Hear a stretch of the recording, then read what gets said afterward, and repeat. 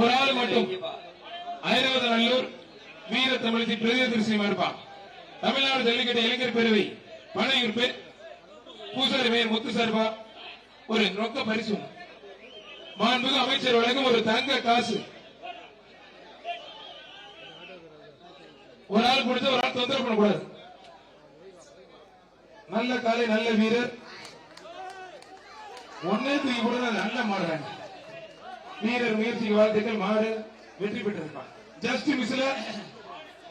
மிஸ்ல குண்டனை தூக்கி போட்டு 33 உன் பிஹேவியர் சரியில்லை. ரெண்டாவது வார்னிங்.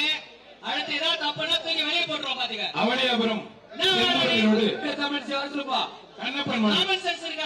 வீர தமிழ் வந்து தங்க காசு வாங்கிக்கங்கம்மா.